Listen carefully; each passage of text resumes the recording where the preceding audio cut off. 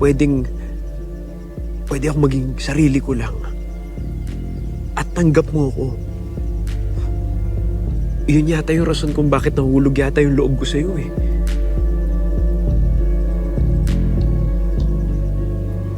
Mahal na nga yata kita.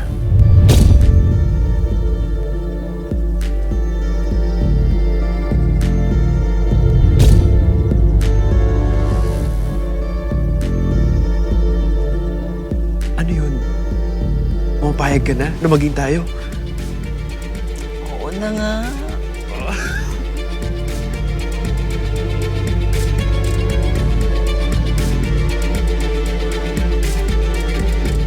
Bukupay.